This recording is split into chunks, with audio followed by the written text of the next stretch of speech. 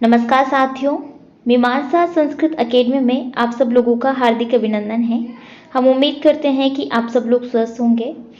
साथियों, जैसा कि हम सभी प्रश्नों को वन बाय वन सॉल्व कर रहे हैं यूपीएससी के अंतर्गत संस्कृत साहित्य में, तो आज हम प्रश्न संख्या 8 की ये जो श्रृंखला हमने प्रारंभ की है, प्रथम प्रश्न पत्र के अंतर्गत अनसीन पैसेज, ये अपठित पाठांश, इसी श्रृंखला को आगे बढ़ा रहे हैं। और अभी तक के जितने भी वीडियोस हैं उनमें हम प्रीवियस ईयर के 2017 तक के जितने भी अनसीन पैसेजेस हैं उनको पूर्ण कर चुके हैं।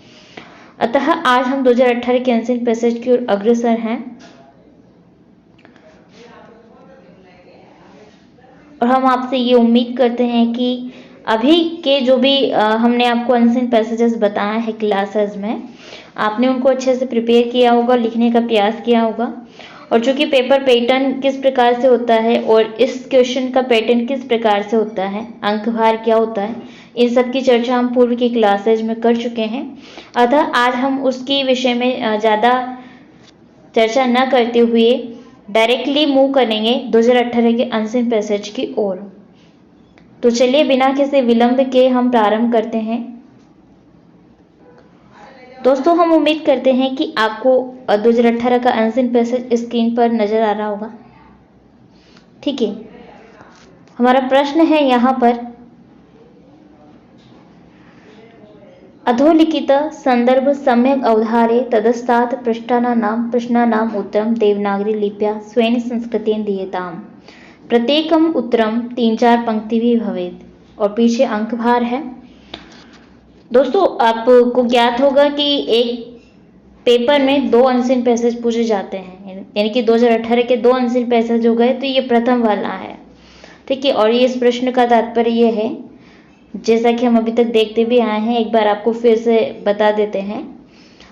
अधोलिखित संदर्भः, नीचे लिखे गए के लेख के संदर्भ के आधार पर सम्यक अवधार्य, उसको अच्छी प्रकार से समझ करके, तदस्तात्, उसके नीचे पूछे गए। देखिए दोस्तों, यहाँ पर 2 बार अध का प्रयोग किया गया है, अध और एक यहाँ पर अध। तो अध का मतलब होता है नीचे, यानी कि नीचे लिखे गए लेख के आधार पर या दिए गए लेख के आधार पर उसके संदर्भ में उसको अच्छी प्रकार से समझते हुए, तदस्तात्, उसके नीचे प्रश्नानाम, पूछे गए प्रश्नानाम, प्रश्नों के उत्तर को देवनागरी लिपिया स्वेन संस्कृतेन दीयताम्, देवनागरी लिपि में, अर्थात आपकी जो भी संस्कृत भाषा में है उसमें आपको देने हैं, आपकी खुद की भाषा होगी वो। ठीक है, प्रत्येक उत्तरम 3-4 पंक्ति भी भवेत्, प्रत्येक उत्तर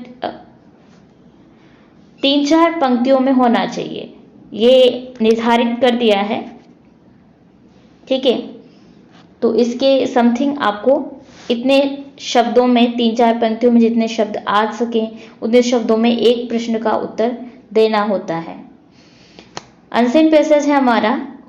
देखिए, अभी तक हम जो भी अनसीन पैसेज को सॉल्व करते आए हैं, बिल्कुल वैसे ही करेंगे। पहले हम पूरे का रीडिंग करेंगे, फिर हम 1 बाय 1 एक वर्ड के साथ में इसका हिंदी अर्थ समझते हुए इसके प्रश्नों को सॉल्व करेंगे जो नीचे दिए गए हैं। ठीक है, किंतु आज हम थोड़े से डिफरेंट वे से करेंगे अभी तक जो किए हैं उसकी अपेक्षा।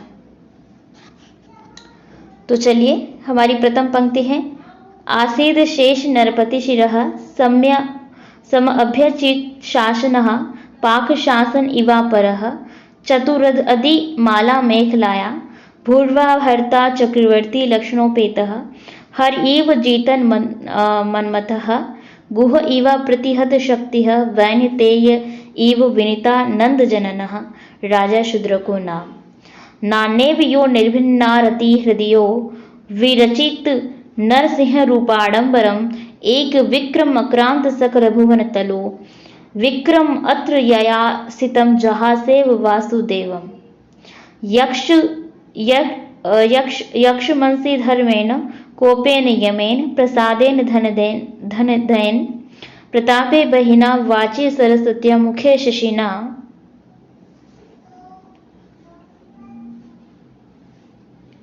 बले मरुता प्रज्ञया सुरगुरुणा तेजसी सवित्रा च वस्ता सर्वदेवमयस्य प्रकटित विश्वरूपा कृतेरनु कीर्ति स्मृति स्म भगवतो नारायणस्य यस्य च हृदये स्थितानम् अपि पतिन् दिदक्षुरीव प्रताप अनलो वियोगिनी नामपि रिपुसुंदरीणाम अंतर्जन नितदाहो दिवानिशम जजवाल।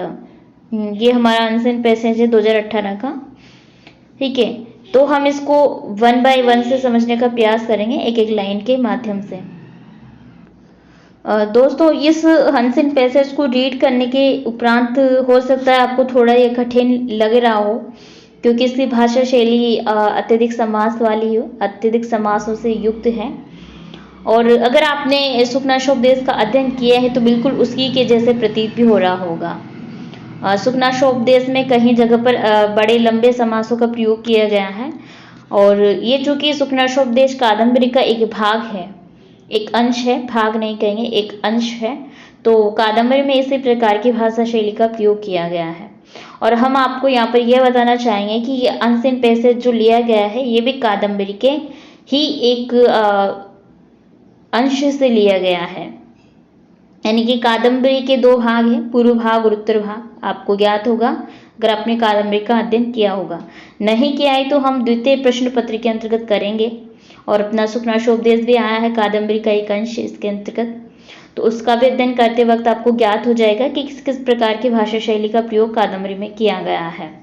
ठीक है, तो ये कादम्बरी बाणभट्ट की कृति है, और कादम्बरी की पूर्व भाग से ही ये यहाँ पर जो है अनसीन पैसेज उठाया गया है।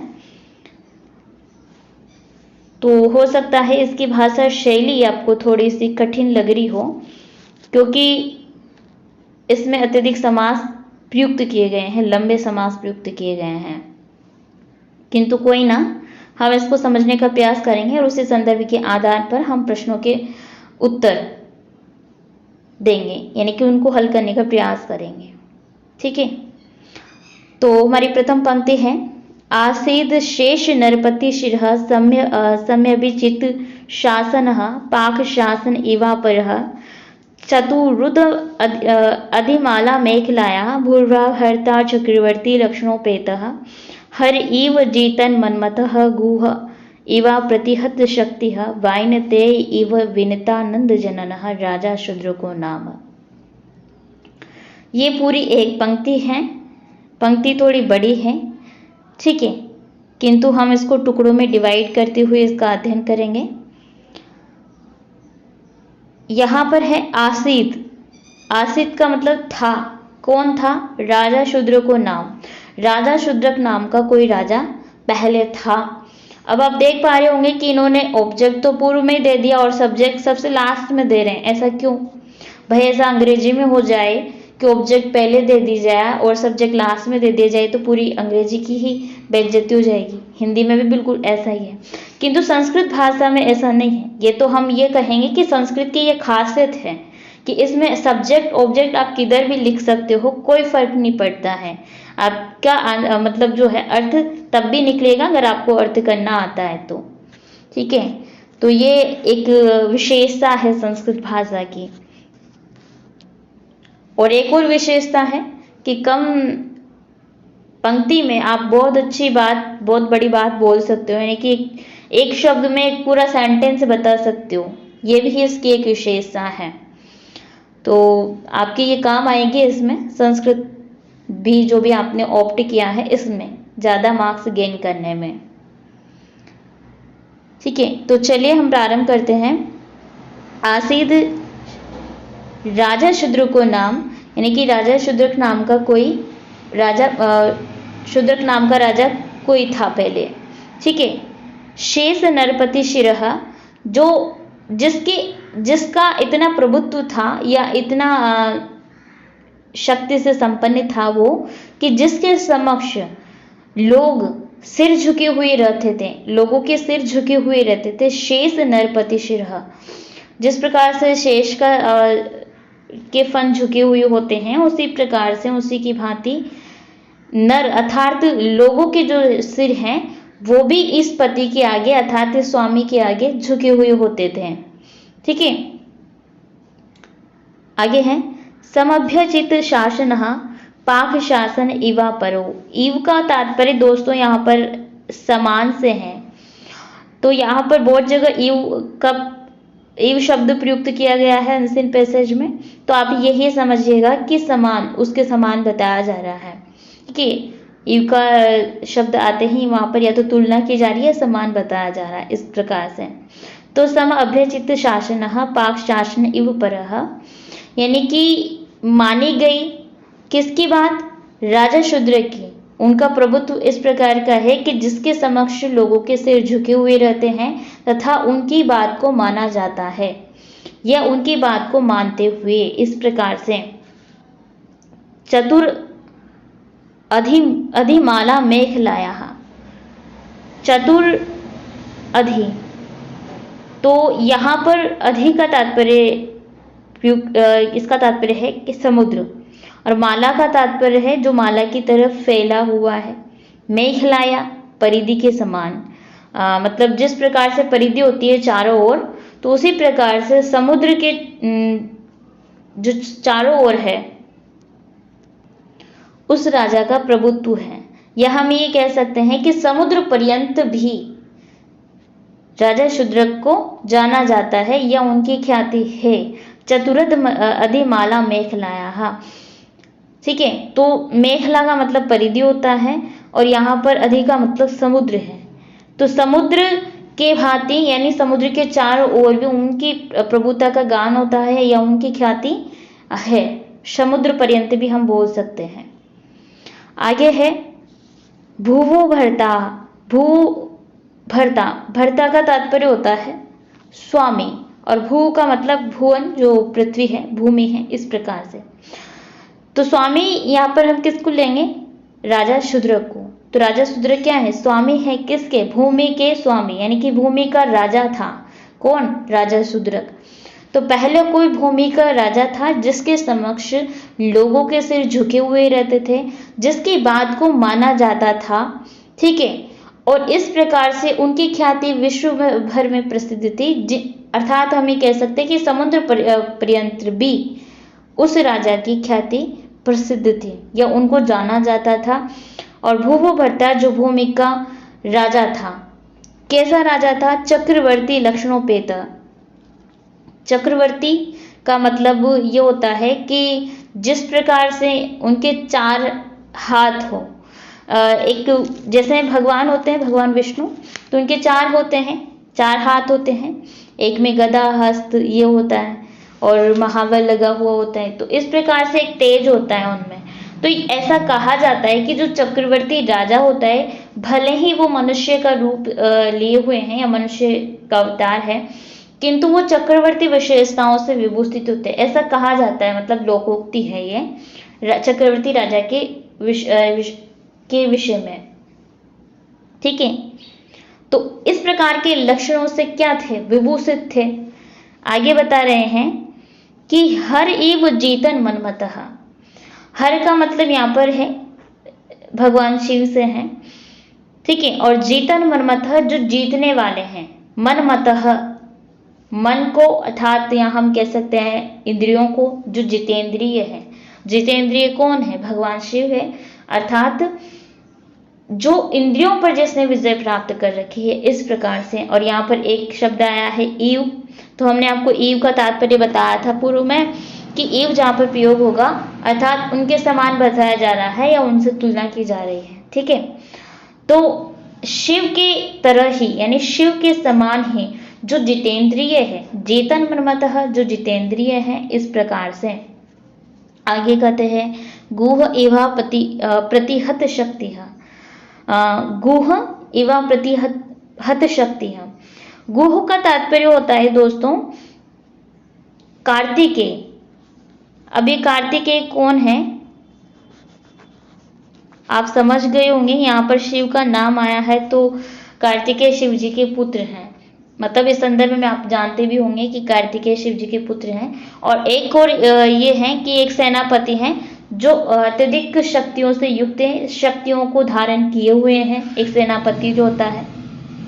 तो जिस प्रकार से सेनापति कार्तिकेय थे जो शक्तियों को धारण किए हुए थे और उनके कारण से या हम ये कह सकते हैं जो शक्तियों से विभूषित थे, शक्तियों को धारण किए हुए थे। इवा प्रतिहत शक्ति, उनके समान ही राजा शूद्रक भी क्या थे, शक्तिशाली थे और शक्तियों से युक्त तथा शक्ति संपन्न थे और पराक्रम था उनके अंदर। ठीक है, उस प्रकार से मतलब उनके जो सेनापति कार्तिकेय हैं उनकी तुलना की जा रही है, उनके समान उनको बताया जा रहा है। जिस प्रकार यह बताया था शिव के समान जो जितेंद्रिय हैं, इस प्रकार से आगे बताते हैं। वैनतेय इव विनीतानंद जननः राजा शूद्रको नाम। वैनतेय का तात्पर्य होता है दोस्तों गरुड़। वैनतेय का मतलब है गरुड़।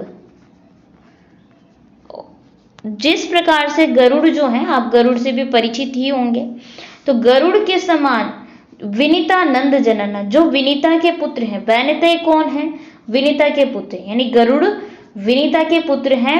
अतः जो विनीता के नंद हैं, यानी कि उनके जो पुत्र हैं, ये माता को क्या देते हैं, मतलब आनंद देते हैं। विनीता आनंद जनना, यानी कि विनीता को जो हर्षित करते हैं, अपनी माता को जो हर्षित करते हैं, आनंद देते हैं, उसी के समान राजा शूद्रक भी क्या है, माता को हर्षित करने वाले हैं, माता को आनंद देने वाले हैं।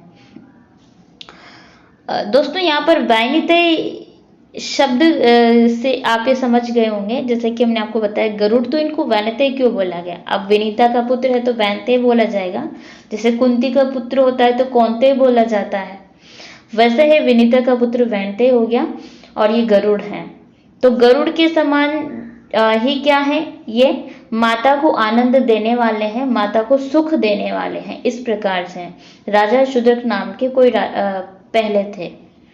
ठीक है, मतलब यहाँ पर ये बीच में से उठाई गई पंक्ति है और इसमें भी बीच बीच में से कट कर दिया है। इन्होंने क्या किया है, पूरी पंक्ति को ऐसे नहीं लिया है, बीच में से भी शब्दों को कट कर दिया है। ठीक है, पंक्तियां हटा हटा करके बीच बीच में से लिया जा रहा है, क्योंकि ऐसा निश्चित नहीं है कि आपसे पूरा एज इट इज वैसे ही ले, कहीं से भी कुछ भी उठा कर लिया जा सकता है, जैसे कि इसमें लिया गया। हालांकि ये गलत है, किंतु अब ऐसा हो ही रहा है, तो बिल्कुल उसी के अकॉर्डिंग आपको प्रिपेयर होके जाना है। और इन क्लासेस से आप जो भी क्लासेस हमने की हैं अनुवाद की, संस्कृत सीखने की पूर्व में, हम उम्मीद करते हैं उनके माध्यम से आप अपने आंसर, जितने भी संस्कृत से संबंधित आंसर्स हैं, उनको अच्छे से प्रेजेंट कर पाएंगे। उनको अटेंड करने के बाद, उन क्लासेस को अटेंड करने के बाद। ठीक है, तो यहाँ तक हमारा हो गया। अब आगे बढ़ते हैं। नान्यव यो निर्भिन्ना रति हृदयो विरचित नरसिंह रूपाडंबरम एक विक्रम अक्रांत सकल भुवन तलो विक्रम अत्र अयासितम जहासेव वासुदेवम। द्वितीय पंक्ति है, नामनेव यहाँ पर उन्हीं के समान, किनके समान, वासुदेवम, नामनेव वासुदेवम। तो वासुदेव यानी कि तात्पर्य यह है कि वासुदेव से क्या इंगित किया जा रहा है, जो कि विष्णु है, भगवान विष्णु। तो विष्णु के समान या विष्णु के नाम के जैसे ही यो निर्भिन्ना रति हृदयो, निर्भिन्ना रति हृदयो, जिस प्रकार से विष्णु ने यानी कि वासुदेव ने, श्रीहरि ने क्या किया था, हृदय को विदीर्ण कर दिया था, भिन्न भिन्न कर दिया था। आपने एक स्टोरी सुनी होगी हिरण्यकश्यप की, तो उन्होंने नरसिंह रूप धारण किया था और नरसिंह रूप धारण उन्हीं के लिए किया था, उनका वध करने के लिए। तब उन्होंने उनकी छाती को पूरा चीर दिया था, भिन्न भिन्न कर दिया था। ठीक है, इस प्रकार से यहाँ पर बताया जा रहा है कि विरचित नरसिंह रूपाडंबरम, उसका वध करने के लिए जिसने नरसिंह का रूप धारण किया था, किसका, हिरण्यकश्यप का वध करने के लिए, और जिसका हृदय उन्होंने चीर दिया था। उस प्रकार से जिस प्रकार से इन्होंने नरसिंह का रूप धारण किया है, इन्होंने शत्रुओं के हृदयों को चीर देने के लिए नरसिंह रूप धारण किया। यानी कि जिस प्रकार से श्रीहरि ने शत्रुओं के हृदय को चीर दिया था, उसी प्रकार से राजा शूद्रक भी क्या है, शत्रुओं के हृदयों को चीर देने वाला है, इतना साहस रखते हैं। ठीक है, बिना किसी अस्त्र शस्त्र के क्या कर सकते हैं, ये शत्रु के हृदयों को चीर सकते हैं। जिस प्रकार से नरसिंह रूप में उन्होंने बिना किसी अस्त्र शस्त्र के शत्रु के हृदय को चीर दिया था। इस प्रकार की विशेषता से युक्त है। आगे कहते हैं एक विक्रम अक्रांत सकल भुवन तलो विक्रम अत्र अयासितम जहासे वासुदेवम। एक विक्रम अक्रांत सकल भुवन तलो अर्थात एक ही पैर में पूरे पृथ्वी को नाप लेने वाले, पूरे ब्रह्मांड को नाप लेने वाले। अब यहाँ पर एक वामन अवतार भी लिया था श्री हरि ने। तो जैसा कि वामन अवतार में उन्होंने 3 पग भूमि मांगी थी। 3 पग भूमि ने उन्होंने क्या किया, 2 पग भूमि में समस्त ब्रह्मांड को नाप लिया। ठीक है, तीसरा पग उन्होंने उनके सिर पर रख करके वो पृथ्वी जो है 3 पग पूर्ण की थी। तो उस प्रकार से जो एक ही पैर में पूरे वन को अर्थात पूरी पृथ्वी को नाप लिया था, फिर दूसरे पैर में उन्होंने पूरे अंतरिक्ष को नाप लिया था। इस प्रकार से ये भी क्या है, राजा शूद्रक भी उसी प्रकार की विशेषता से युक्त है, उसी प्रकार का वैशिष्ट्य अपने आप में रखते हैं। जिस प्रकार का श्रीहरि ने एक ही पैर में पूरे वन को अर्थात पूरी पृथ्वी को नाप लिया था, उसी प्रकार से आगे कहते हैं कि विक्रम अत्र आयासितम जहां से हो। तो यहाँ पर जहां से हो का तात्पर्य है कि इनका मजाक बना दिया गया है इस प्रकार से, या इनकी हंसी उड़ा दी गई है। कहने का तात्पर्य यह है कि जिस प्रकार से उन्होंने शत्रु का वध करने के लिए, हिरण्यकश्यप का वध करने के लिए नरसिंह रूप धारण किया, ठीक है, और जिन्होंने एक पैर में पूरी पृथ्वी को नापा, उसके लिए उन्होंने दूसरा रूप धारण किया, वामन अवतार। यानी कि उन्होंने प्रत्येक कार्य की पूर्ति हेतु अर्थात उद्देश्य को पूर्ण करने के लिए विभिन्न प्रकार के रूपों को धारण किया। किंतु राजा शूद्रक ऐसे हैं कि इन्होंने एक ही रूप में उसी प्रकार के उद्देश्यों को की पूर्ति हेतु ये जो है विशेषताओं से युक्त है और ये कार्य एक ही रूप में संपन्न कर सकते हैं। अर्थात इन्होंने क्या किया है, विष्णु का मजाक उड़ाया है या बनाया है, इस प्रकार से हम कह सकते हैं। ठीक है, क्योंकि इन्होंने तो एक ही रूप में वो सब करके दिखाया है, ये एक ही रूप में उस प्रकार की विशेषताओं से युक्त है, जबकि श्री हरि ने तो उन सब उद्देश्यों की पूर्ति के लिए विभिन्न प्रकार के रूपों का अवतार लिया है, मतलब विभिन्न प्रकार के रूपों को धारण किया है। आगे है यश मनसि धर्मेण कोपे यमेन प्रसादे धन देन प्रतापे बहिना वाची सरस्वत्या मुखे शिशिना। यश मनसि इसका तात्पर्य है मन से, तो वो यक्ष के समान है। यक्ष मनसि, मन से वो यक्ष के समान है। धर्मेण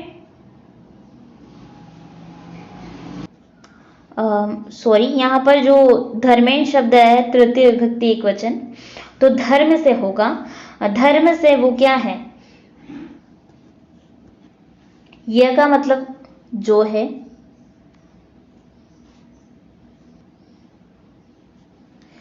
और धर्मेण जो कि यहाँ पर तृतीय विभक्ति एक वचन है, तो धर्म से जिनका मन मतलब अच्छा है।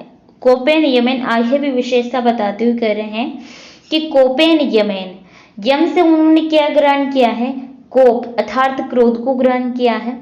यानी कि विभिन्न प्रकार के लोक देवों से इन्होंने विभिन्न प्रकार की विशेषताएं ग्रहण की है या लक्षण ग्रहण किए हैं।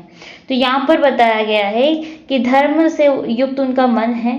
ठीक है, जो धर्म से युक्त मन को रखते हैं। कोपेन यमेन, जो यम से कोप को ग्रहण कर चुके हैं या जिन्होंने यम से क्रोध को ग्रहण किया है। इस प्रकार से प्रसादे धन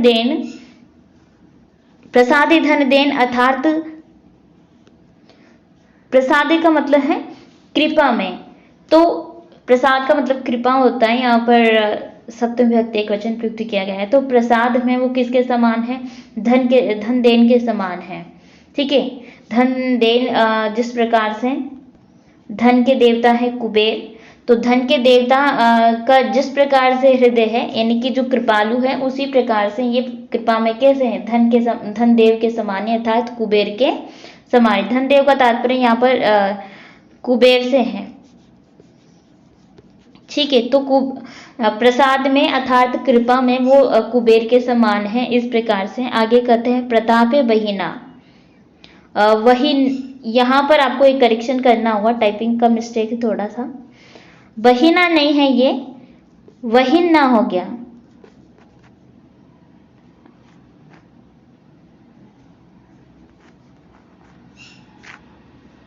वहन्नी, वहन्नी का मतलब होता है अग्नि। तो अग्नि जैसे यहाँ पर वहनी का मतलब है अग्नि। तो प्रताप में वो कैसे है, सप्तमी विभक्ति एक वचन है प्रताप में, प्रतापे, अर्थात प्रताप में वो किस प्रकार के हैं, वही वहनी, यानी कि अग्नि के समान है प्रताप में। आगे कहते हैं कि वाची सरस्वतियां, वाणी में वो कैसे हैं, सरस्वती के समान है, यानी जिनकी वाणी सरस्वती के समान है, जिनकी वाणी में स्वयं साक्षात सरस्वती विराजमान है या सरस्वती की वाणी रखते हैं, इस प्रकार से। आगे कहते हैं मुखे शशिना, शशिना का मतलब आप जान गए होंगे चंद्रमा से तात्पर्य है। तो मुख में वो कैसे है, चंद्रमा के समान है। चंद्रमा का मुख सुंदर माना जाता है ना, उनसे तुलना की जाती है, ठीक है। तो चंद्रमा के समान मुख को लिए हुए हैं, यानी कि मुख में वो बिल्कुल क्या है, चंद्रमा के समान है। सप्तमी विभक्ति एक वचन है मुख में।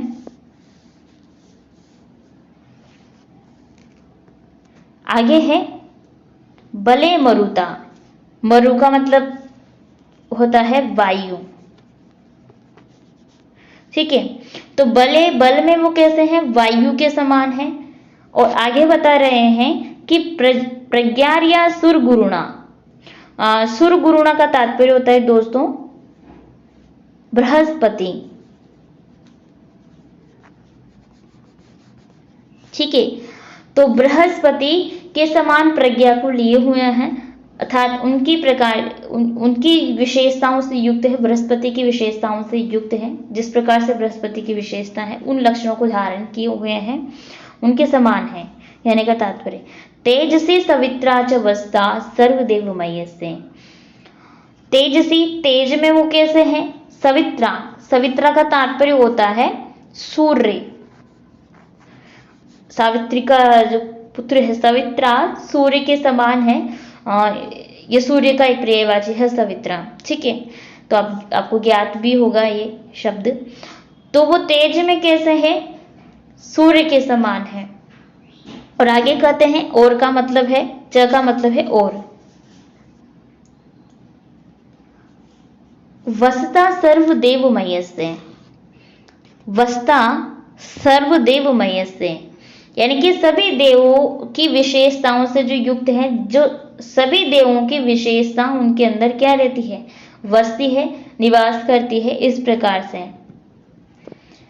आगे है प्रकटित विश्व रूपा कृतेरनुकरोति इसम भगवतो नारायणस्य यस्य च हृदय स्थितानपि पतिना दिदक्षुरीव प्रतापनलो योगिनी नामपि रिपु सुंदरीणाम अंत जन नित्यदाहो दिवानिश जजवाल, ये एक पंक्ति है। तो यहां पर प्रकटित विश्व रूप, तो कहने का तात्पर्य यहां पर नारायण का नाम आया है, नारायण से। तो नारायण का जिस प्रकार से उन्होंने अनुकरण किया है इस विश्व रूप को प्रकट करके, विश्व रूप को प्रकट कैसे करके, इस प्रकार की विशेषताओं से युक्त है जिस प्रकार की विशेषताएं देवताओं में है, और किसी एक देवता के लक्षण या विशेषता से युक्त नहीं है, विभिन्न प्रकार के देवताओं के लक्षणों को धारण किए हुए हैं, उनकी जैसी विशेषताओं से युक्त है। जैसे कि हमने आपको पूर्व में बता दिया था कि शिव के समान जो जितेंद्रिय है, कार्तिकेय के समान शक्ति को धारण किए हुए हैं। वैनिते अर्थात विनीता के पुत्र जो वानितेय हैं गरुड़, तो गरुड़ के समान जो अपने माता को आनंद देने वाले हैं, अपनी माता को सुख देने वाले हैं, उसी प्रकार से राजा शूद्रक भी क्या है, सुख देने वाले हैं। इस प्रकार की विशेषताएं उनके अंदर है। आगे कहते हैं कि जिसने शिव के समान शक्ति को धारण कर रखा है, जिस प्रकार से शिव, माफी चाहेंगे, श्रीहरि के समान शक्ति को धारण कर रखा है, जैसे उन्होंने विभिन्न रूपों को रचा है विभिन्न उद्देश्यों की पूर्ति के लिए। किस प्रकार से उन्होंने शत्रुओं का विनाश करने के लिए नरसिंह रूप धारण किया है, उनके हृदय को विदीर्ण करने के लिए। आगे बताते हैं कि उन्होंने एक पेड़ में पूरी भूमि को नाप लिया। उस प्रकार की विशेषताओं से भी राजा शूद्रक क्या है, युक्त हैं। राजा शूद्रक उस प्रकार की विशेषताओं को धारण किए हुए हैं। अतः इस प्रकार की विशेषताओं को धारण करते हुए उन्होंने श्रीहरि का क्या कर दिया, मजाक बना दिया है, अर्थात वो उनसे भी आगे निकल गए हैं, या ऐसा हम कह सकते हैं। जहाज से का मतलब बिल्कुल वैसे ही होता है।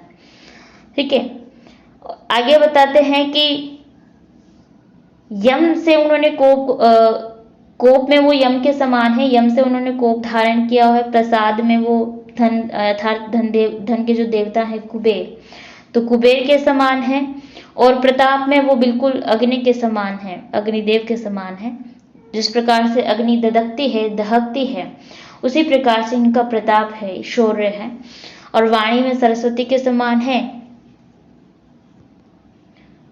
और मुख में चंद्रमा के समान है, जिस प्रकार चंद्रमा का मुख है।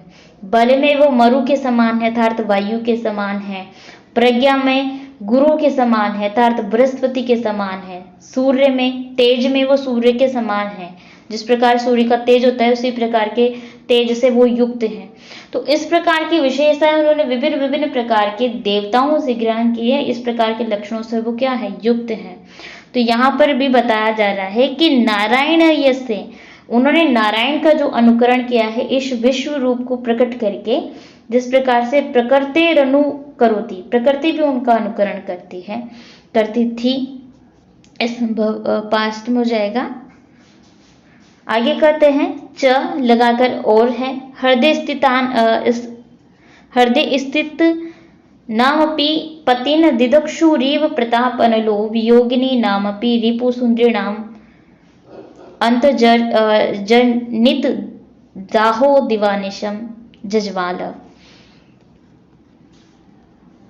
तो इस अंतिम पंक्ति का तात्पर्य यह है कि हृदय स्थित नापपी, जिनके हृदय में इस स्थित थे, क्या थे, पतिन, पतियों की जो छवि थी, दिदक्षुरीव प्रताप अनलो, हमें कह सकते हैं कि जिनके पतियों की छवि उनकी स्त्रियों में क्या थी, इनकी स्त्रियों के हृदय में स्थित थी।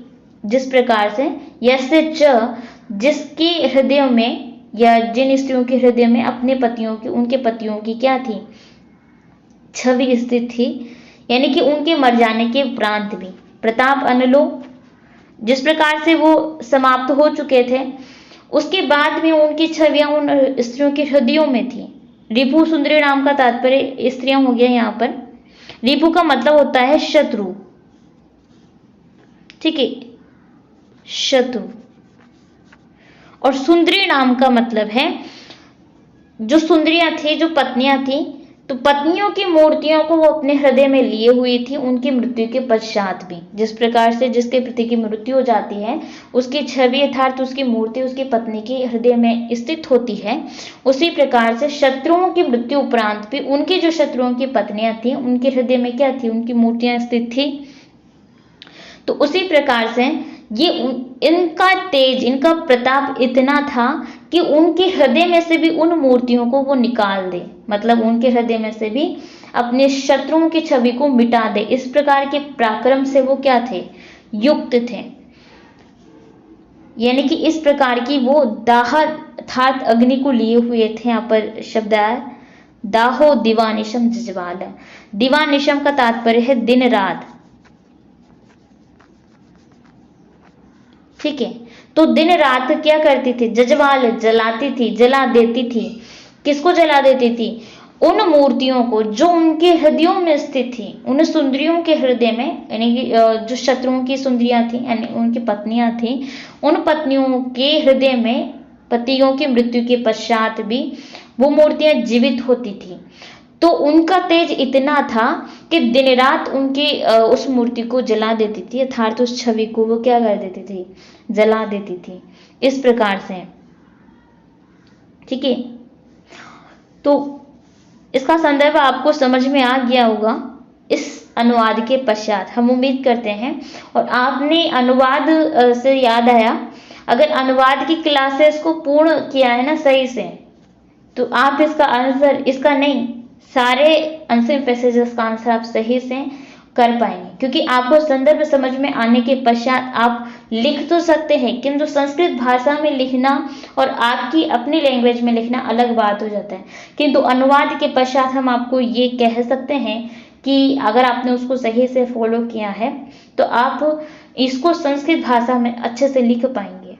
तो यहाँ पर कुछ प्रश्न पूछे गए हैं, इसी से 3 प्रश्नों को एक बार चर्चा कर लेते हैं इसके विषय पर। ठीक है, प्रथम प्रश्न है राजा शूद्रकः कीदृश आसीत्। तो राजा शूद्रक कैसे थे। ठीक है, राजा शूद्रक की आपको विशेषताएं बतानी, जैसे कि पूर्व में बता दिया था कि वो जितेंद्रिय हैं शिव जी के समान। ठीक है, कार्तिकेय के समान शक्तिशाली है और मातृभक्ति उनकी कैसे है, गरुड़ के समान है। ठीक है, जिनका इतना तेज है, इतना उनकी ख्याति है कि वो समुद्र पर्यंत भी उनका नाम लिया जाता है या उनको जाना जाता है, इस प्रकार से।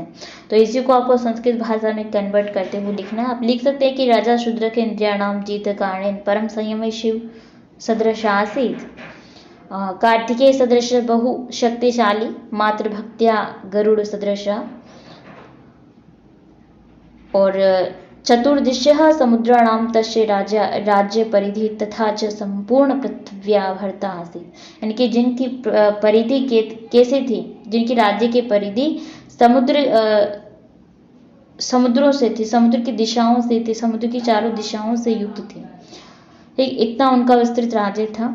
और आगे लिख सकते हैं कि जो गुणों में वासुदेव के समान थे, गुणानाम वासुदेव से सदृश परम प्रतापी चक्रवर्ती सम्राट आसीत्। चक्रवर्ती सम्राट बताया गया है, तो चक्रवर्ती सम्राट के विषय में आप लिख सकते हैं कि गुणों में वासुदेव के समान परम प्रतापी चक्रवर्ती सम्राट थे। ठीक है, द्वितीय प्रश्न है सकथम विष्णु उपहासम करोति। यानी कि उन्होंने विष्णु का उपहास अर्थात मजाक कैसे बनाया था। जहां सेव का तात्पर्य हमने आपको बताया था मजाक बना देना या अर्थात उपहास कर देना। तो आपको शब्दों के थोड़ी भी अर्थ ज्ञात है तो आप उसके आधार पर भी अपना प्रश्न लिख पाएंगे। अनसेंट पैसेज को सॉल्व करने के लिए 2 चीजें इंपॉर्टेंट होती है दोस्तों। एक वो है कि उस शब्द का अर्थ आपको कुछ पता हो, जरूरी नहीं कि सारे पूरे पैराग्राफ का अर्थ आपको आना चाहिए, सभी शब्दार्थों का, ऐसा पॉसिबल नहीं है। ठीक है, किंतु आपको थोड़े बहुत भी आते हैं, उसके आधार पर आप संदर्भ को समझते हुए इसके आंसर्स को दे सकते हैं, किसी भी अनसीन पैसेज के, इसके नहीं, किसी के भी, इसके तो आप दे देंगे अब। ठीक है, तो ये है। और दूसरी कि आपकी संस्कृत राइटिंग अच्छे से कवर होनी चाहिए, जो अभी पूर्व में हमने क्लासेस में कराई थी फर्स्ट में, तो उसके माध्यम से वो आपने अच्छी की होगी।